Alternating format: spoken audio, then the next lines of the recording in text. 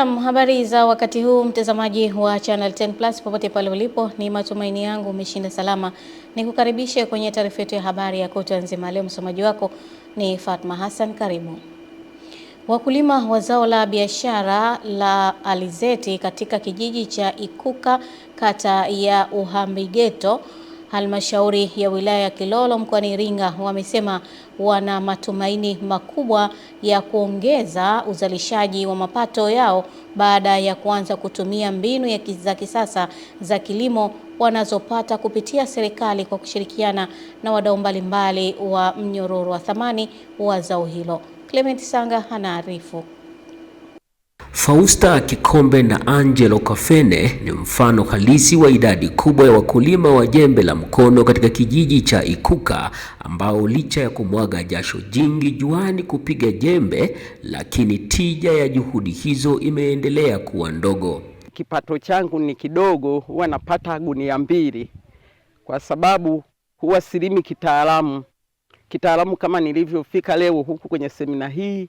Nimejifunza kuwa nikilima kitaalamu zaidi nitafanikiwa zaidi ya gunia ambazo huwa ninapata. Kilimo cha alizeti sisi tulikuwa tunalima kimazoea, tulikuwa tunachanganya alizeti pamoja na mahindi, lakini kupitia elimu ya kampuni ya Luwa Milling kupitia Osiati, kwa mwaka huu tu ndo tumeanza sasa kutengeneza mashamba darasa ya kulima alizeti peke yake. Sasa elimu ya kilimo cha kisasa imepiga hodi kijijini hapo, na haya ndiyo matarajio yao. Kwa elimu niliyoipata, ninaamini kwamba nitaboresha maisha yangu, kwa sababu kipato changu kwa mwanzoni kilikuwa kidogo, nilikuwa nashinda kukidhi mahitaji yangu, lakini kwa sasa ninaamini kwamba tutakuwa tumetoka kwenye hali ya chini na uchumi wetu utaendelea kupanda siku hadi siku. Serikali ya awamu ya 6 inakili ya kuwa shughuli ya kilimo licha ya changamoto inazozipitia ndio uti wa mgongo wa wananchi wengi katika kijiji cha Ikuka. Kilimo kimebadilisha maisha ya wananchi wangu kwa sababu asilimia kubwa ndio nguzo ya maisha yao. Ni watu wanaoishi kwa kutegemea sana kilimo. Hawana chanzo kingine zaidi ya kilimo. Afisa masoko wa kampuni ya Luwa Milling ya mkoani Iringa, Yasinta Kipeto, anasema moja ya kazi walionayo ni kutoa elimu ya ugani na kuwaunganisha wakulima na taasisi mbalimbali za kifedha. Na kwa sababu pia sisi mimi na mkulima tunategemeana, kwa hiyo kumweka mkulima katika msingi mzuri iwe itatuhakikishia sisi pia biashara endelevu. Kule kwa wakulima kama kampuni tunajitahidi kuhakikisha kwamba tunawaunganisha na taasisi za kifedha, kwamba waweze kulima kwa faida, kwamba kama mtu ana mashamba labda eka 10 lakini analima eka 1 kutokana na kipato labda alichonacho. Kilimo cha alizeti kimeendelea kuwa mkombozi na kifuta jasho kwa wakulima wa kijiji cha Ikuka. Clement Sanga, Channel 10, Iringa. Ushirikiano kati ya Tanzania na Marekani katika sekta ya uhifadhi umeendelea kuzaa matunda baada ya askari wa wanyamapori kutoka taasisi mbalimbali nchini kunolewa kwa mbinu za kisasa zitakazosaidia kuimarisha usalama wa hifadhi na kupunguza migogoro kati ya binadamu na wanyamapori. Mwanahabari wetu Jamila Omar anaarifu zaidi.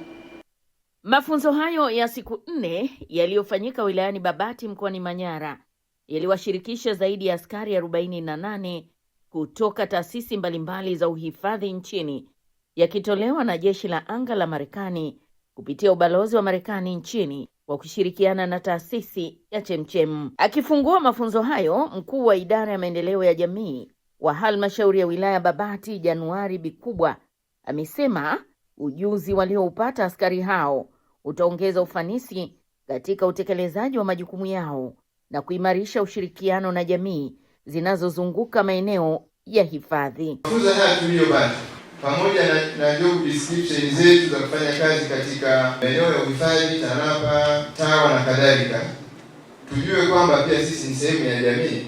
Kwa hiyo yale tuliyoyapata yanufaishe pia jamii. Mafunzo haya yatasaidia katika mapambano dhidi ya matukio ya ujangili. Mafunzo hayo pia yatasaidia katika kukabiliana na changamoto za wanyamapori wakali na waharibifu. Mmoja wa wakufunzi kutoka jeshi la anga la Marekani, Captain Benjamin McCall, amesema lengo la mafunzo hayo ni kubadilishana uzoefu na kuongeza uwezo wa askari wa wanyamapori katika kutekeleza majukumu yao kwa viwango vya kimataifa. Mafunzo haya yanalenga kuandaa kukabiliana na siku ngumu zaidi wanapokuwa kazini. Ikitokea hali hiyo, maarifa na ujuzi waliopata wiki hii vitawawezesha kujilinda, kuwalinda wenzao na kulinda maisha yao pamoja na mali za wananchi. Uhifadhi unaongozwa na jamii. Hii ni hifadhi ya jamii. Sasa ndio hiyo tunataka kuweka mfano mzuri. Hatua ya kwanza kabisa ni ulinzi. Tukilinda vizuri maeneo rasilimali za wanyamapori tutafanikiwa zaidi. Tumejifunza vitu vingi ambavyo tutaweza kwenda kuwasaidia hata mtu anayepata changamoto yoyote inayomtokea, labda aidha ajali au kupigwa na mnyama, na kumpatia huduma ya kwanza. Jamila Omar, Channel 10, Babati, Manyara. Dhahabu yenye uzito wa kilogramu 4.4 na thamani ya zaidi ya shilingi bilioni 1.2 imekamatwa katika operesheni maalum ya kukabiliana na utoroshaji wa madini iliyofanyika eneo la Kiluvya mkoani Dar es Salaam. Hatua hiyo imetajwa kuwa pigo kwa mtandao wa biashara haramu ya madini na imezuia upotevu wa mapato ya takriban shilingi milioni 128 ambayo yangepatikana kupitia kodi na tozo mbalimbali. Dorcas Ramos ana taarifa kamili. Akizungumza na waandishi wa habari, waziri wa madini Anthony Mavunde amesema dhahabu hiyo ilikuwa ikisafirishwa nje ya mfumo rasmi wa biashara ya madini, jambo ambalo lingeikosesha serikali mapato muhimu kwa maendeleo ya taifa. Dhahabu hii imekamatwa, imetaifishwa na hivi sasa ipo chini ya Benki Kuu ya Tanzania kama ambavyo sheria inaelekeza. Ndugu zangu waandishi wa habari, naomba nichukue fursa hii kuendelea kuwakumbusha umma wa Tanzania na hasa wadau wa kwenye sekta ya madini kuendelea kuzingatia sheria, taratibu na kanuni zinavyoelekeza za biashara ya madini hapa nchini Tanzania. Waziri Mavunde amesema serikali haitajikita kuwakamata wasafirishaji pekee, bali inalenga kuvunja mtandao mzima wa biashara hiyo haramu kwa kuwabaini wafadhili, wanunuzi na wapokeaji wa madini hayo. Tutaendelea kuimarisha ulinzi na usimamizi ili biashara yote ya sekta ya madini ikafanyike katika vituo vya ununuzi ambavyo viko 117 nchini Tanzania na masoko ya madini 44 ambayo yamewekwa maalum kwa ajili ya shughuli za ufanyaji wa biashara ya madini. Mtu yoyote ambaye atakutwa na madini pasipokuwa na kibali maalum na hajapita katika masoko, atambue kwamba madini hayo ni mali ya serikali na yatataifishwa. Waziri Mavunde amesema kwa mujibu wa sheria, dhahabu hiyo imetaifishwa na kwa sasa imehifadhiwa Benki Kuu ya Tanzania BOT, huku uchunguzi ukiendelea kuwabaini wote waliohusika katika mtandao huo wa utoroshaji. Dorcas Ramos, Channel 10. Baadhi ya wafanyabiashara walio kando ya barabara ya Sam Nujoma maeneo ya Mwenge jijini Dar es Salaam wameishukuru serikali ya awamu ya 6 kwa kutambua umuhimu wa barabara hiyo na kuamua kuijenga ili iweze kukidhi mahitaji ya sasa ya watumiaji. Mwanahabari wetu ametuandalia taarifa ifuatayo. Wakizungumza na Channel 10 wamesema wanatamani kasi ya ujenzi iongezwe ili kuifikia Mwenge wanaoitarajia, ambao wameitaja kuwa itakuwa ya kisasa kwa kuwa maboresho ya miundombinu yanaleta maendeleo kiuchumi na kijamii. Yaani umemtoa Mwenge hapo kutoka mpaka Ubungo unatumia kama dakika 5 dakika 6, lakini ikifikia stage wanatumia dakika karibia 20 foleni huko kubwa. Tunamshukuru sana serikali ya awamu ya 6, mama yetu Mama Samia katuletea ujenzi ambao ni bora sana, ambao kwa hapa naona imefikia asilimia karibia 95-96 ameshaisha.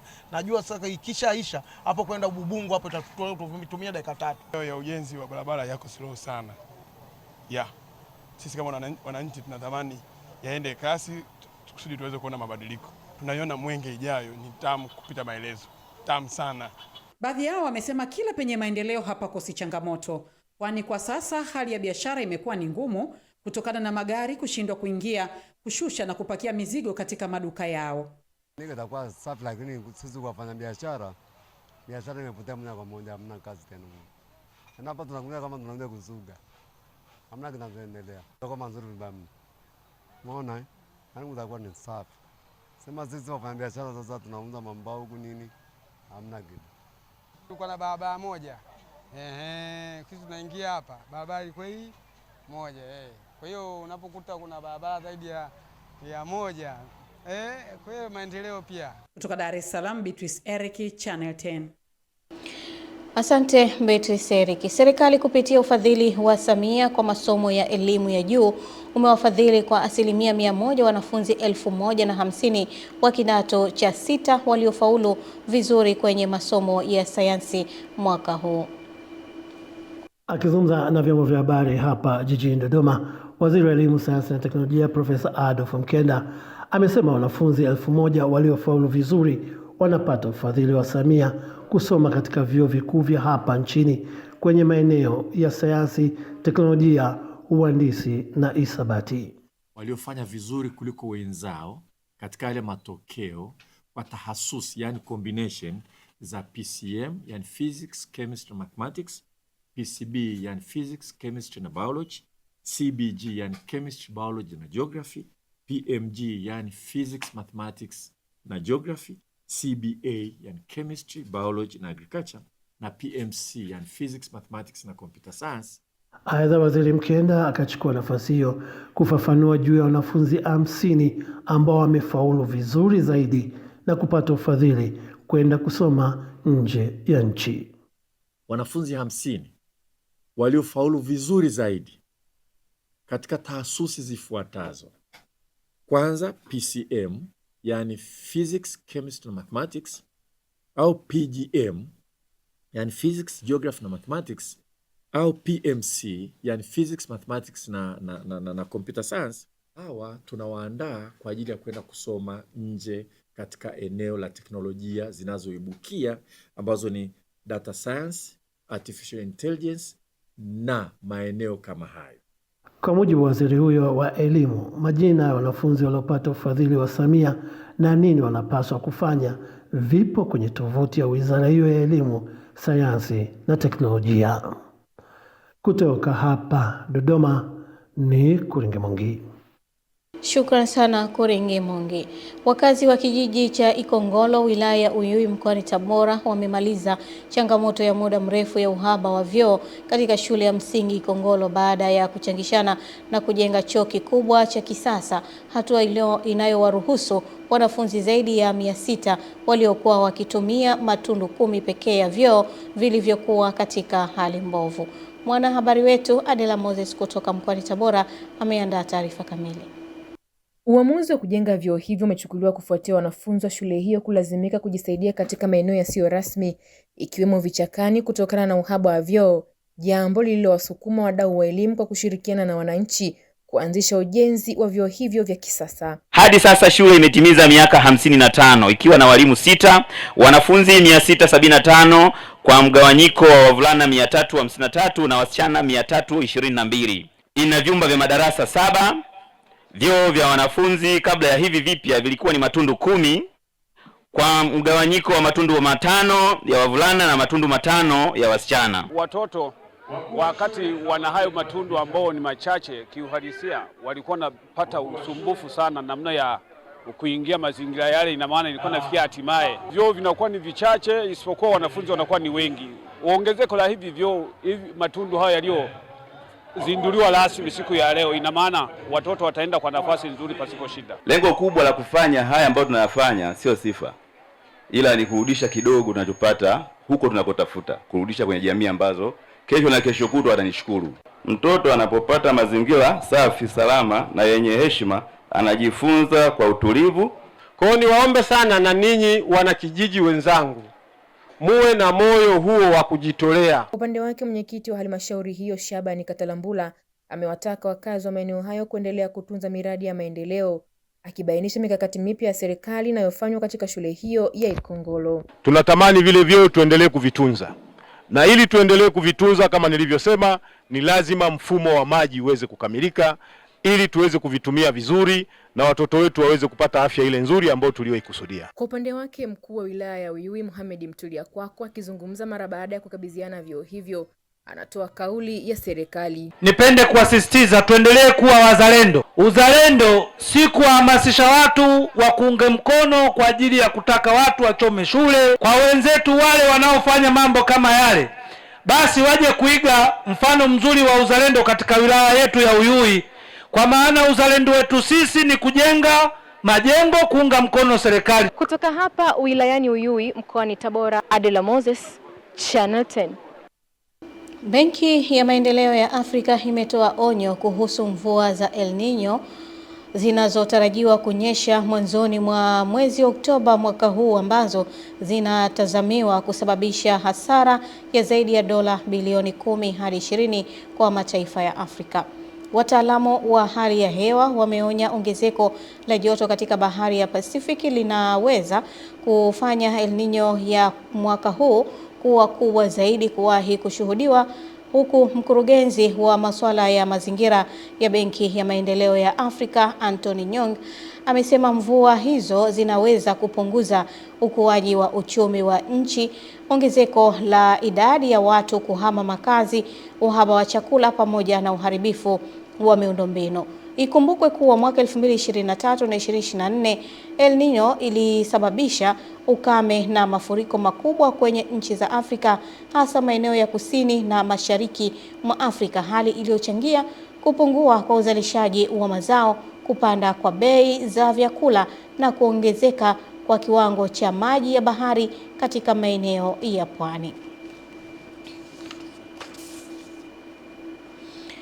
Waziri Mkuu wa Uingereza Andy Burnham anatarajiwa kukutana na Rais wa Ukraine Volodymyr Zelensky katika mkutano wake wa kwanza na kiongozi wa kigeni tangu alipoingia madarakani, huku akitarajiwa kutembelea kambi ya jeshi la wanamaji na kukutana na wanajeshi wa Uingereza na Ukraine wanaoshiriki katika mafunzo ya wanajeshi wa Ukraine kwa ajili ya mapambano dhidi ya Urusi. Ziara hiyo inafanyika kabla ya Zelensky kuelekea Washington, ambako inatarajiwa kuendelea na juhudi za kutafuta njia ya kumaliza vita kati ya nchi ya Uingereza na Urusi ambavyo sasa vimeingia mwaka wa 4. Hata hivyo, Burnham aliyeapishwa kuwa waziri mkuu Julai 20 mwaka huu amesema Uingereza iko bega kwa bega na Ukraine na itahakikisha kuwa msaada wao unaendelea kuwa thabiti.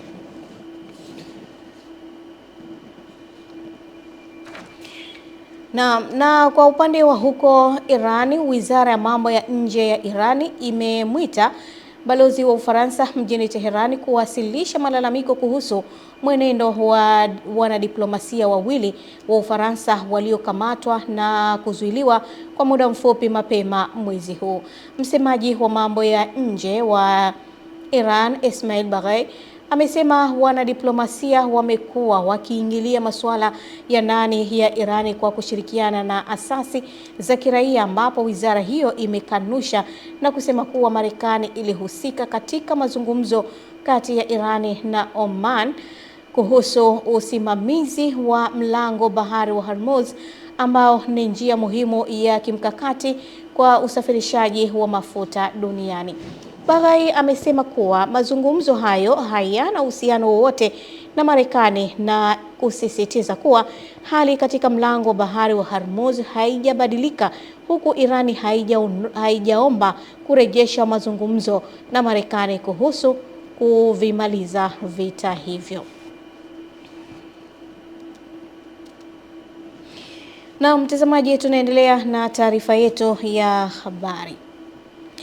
Taasisi ya Lalji Foundation imeendelea kuonesha dhamira yake ya kuunga mkono juhudi za serikali katika kuboresha sekta ya elimu baada ya kukabidhi madawati 100 kwa shule ya msingi Mdimni iliyopo wilaya ya Mkuranga na shule ya msingi Tomoni iliyopo wilaya ya Kibete mkoa wa Pwani. Tupate taarifa kamili. Msaada huo unalenga kupunguza changamoto ya uhaba wa madawati katika shule hizo, kuboresha mazingira ya kufundishia na kujifunzia, pamoja na kuhakikisha wanafunzi wanapata nafasi bora ya kujifunza kwa utulivu na heshima. Akizungumza wakati wa hafla ya makabidhiano hayo, mwenyekiti wa Raji Foundation Imtiaz Raj amesema taasisi hiyo itaendelea kushirikiana na serikali katika kutekeleza miradi yenye manufaa kwa jamii, hususan katika sekta za elimu, afya na maendeleo ya kijamii. Hao ndio mustakbali wa nchi yetu. Hao ndio watatuongoza huko mbele. Kwa hiyo tukiwatengenezea mazingira ambayo wao waweze kusoma vizuri, waweze kukaa vizuri kwenye madarasa, watapata elimu vizuri, watakuwa vizuri, na kesho hao ndio watakuwa viongozi ambao watakuwa wanaongoza nchi yetu. Kwa upande wake, diwani wa kata ya Magawa, wilaya ya Mkulanga, Diba Kisuguru, ameshukuru Large Foundation kwa moyo wake wa kujitolea na kuendeleza kugusa maisha ya wananchi kupitia utekelezaji wa miradi muhimu ya kijamii. Large Foundation imetuletea madawati haya jumla ya 100, lakini hapa tumeshushiwa madawati 63. Kwa kigezo hicho tu peke yake watoto watakaa kwenye madawati karibuni 85% mpaka 90. Na hiyo kazi ni mshukuru sana mwenyekiti wa Large Foundation. Mchango wenu ni wa thamani kubwa na umeonyesha kujali maendeleo ya elimu na ustawi wa wanafunzi wetu. Eden Bahati, Channel 10. Eden Bahati kwa taarifa hiyo, na taarifa yake basi inatupa nafasi kwenda kuzitazama habari za biashara na uchumi. Endelea kusalia nasi.